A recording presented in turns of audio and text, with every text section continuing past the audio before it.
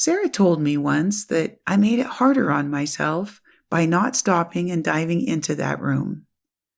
We spent many sessions trying to find a way to open the door in my mind to reveal the full detail of the motel room. I fought it. I fought this one hard. Then, one day, I felt as if I were going to lose my sanity. The harder I tried to keep the ugliness of that room hidden, the more it would mock me. The sun was out, and the last thing I wanted to do was recall a memory. Seriously? Would you want to waste a beautiful Saturday on that?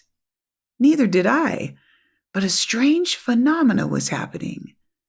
It felt like my mind was being split, and I couldn't hold it together.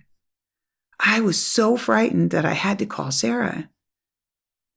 She answered, and I told her that she needed to send in some men in white jackets to collect me at my house. My understanding of reality was in upheaval, and I was scared. Sarah and I continued our work over the phone. We had to if I was going to make it through that day. I can still feel that panic that I was losing my sanity. Sarah asked if there was any place I could go in the house to be alone. She assured me that I wasn't losing my mind, but needed to get to a quiet place. I went to my bedroom, closed the door, and lay down on the bed. My heart was pumping with anxiety.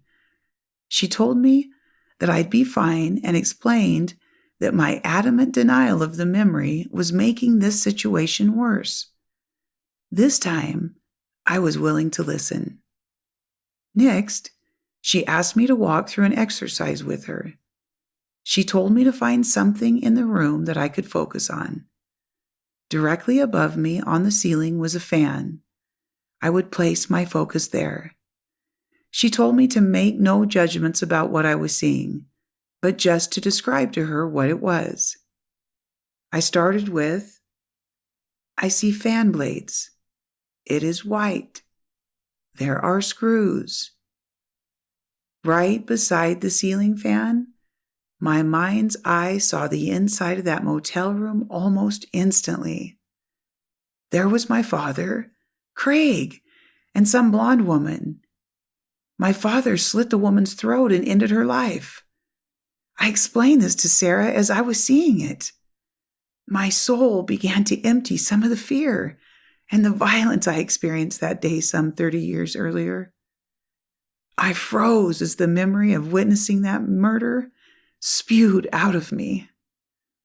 As daily life resumed, the discovery was almost more than I could bear, and I often wanted to escape.